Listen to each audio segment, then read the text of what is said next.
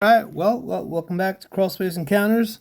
I appreciate you here. Got some rain today, on and off. I just want to start this video here from the front side of the house. That's actually facing the street. I'll show that clip to you here in a little bit where the outside is, but I just want to show you how the water is actually getting into the bricks. It just started raining.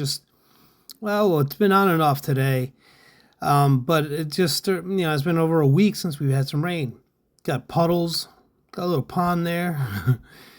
So this wall's about, I'm going to have to say about 30 inches tall and I would have to say about 28, 29 inches from the foundation in the crawl space to the outside is how much brick we have exposed.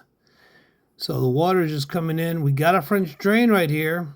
It's barely dug in. No, that's not good. Minimum here is 8 inches minimum to 12, but you can see how it's just sticking out of the ground. I mean, half of it's coming out of the ground.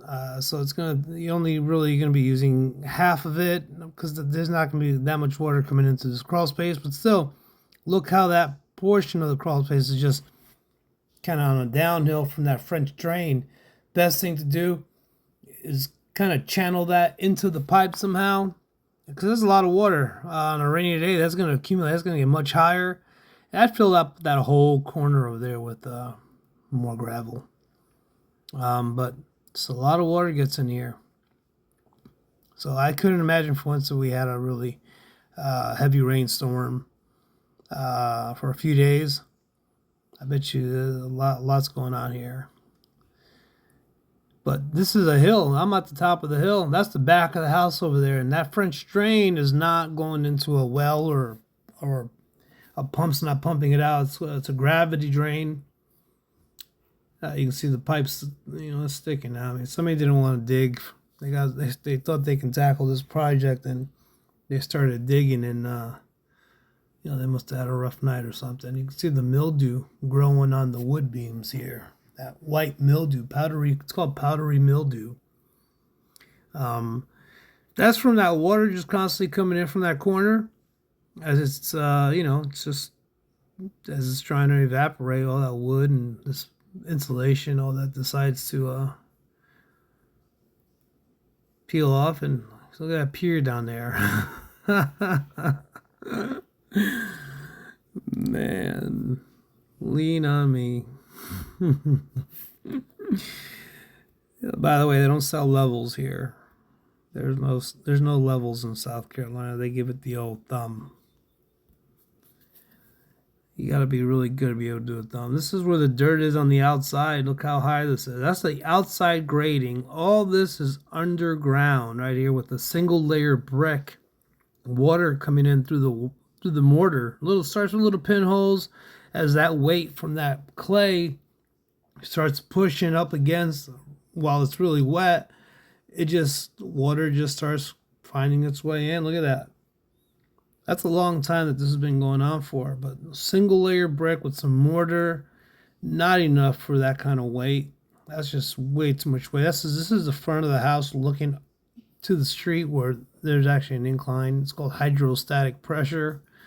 Ooh, that's a good word there. Hydrostatic pressure is when that clay and that water all that weight just pushing up against that brick.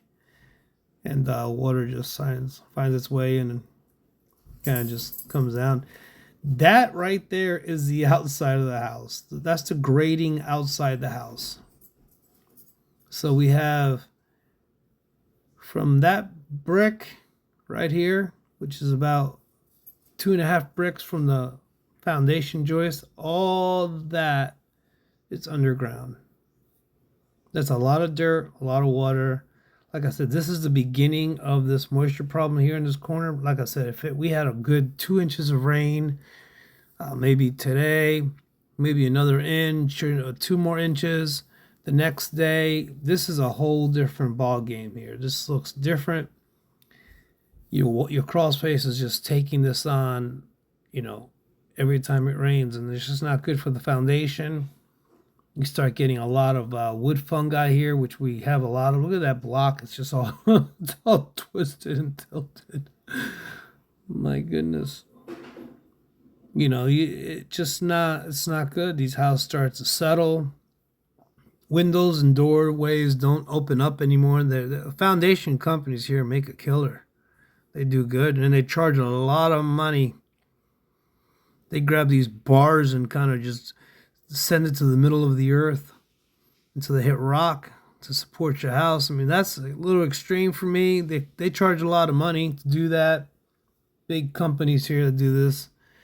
Look right here. I'm right outside that crawl space wall right here.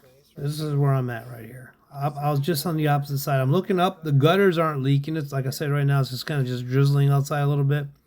So there's no water leaking here. There's not a downspout from the gutters. The downspout's over there.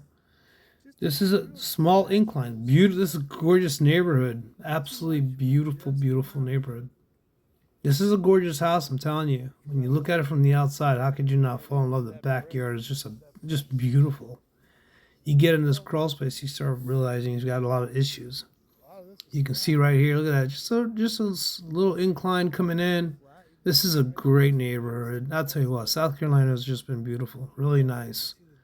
A lot of nice places here. A lot of crappy places too. So it was like that when I lived up north too. You got some beautiful areas and some crappy areas. See how the clay is pretty dark right there? Yeah, ashes is just taking on a lot of moisture. It shows signs that it's just darker clay. Looks like a little more humidity has been after that there. But they did a really jam up job flattening this area out right here. So, I mean, it's just the weight of the water in the clay is just crazy. Guys, thank you so much. Crawlspace Encounters here. Check out my other videos. I've got so much stuff out there talking about all kinds. I get into some nasty crawl spaces. But you guys have been so awesome to me. Thank you.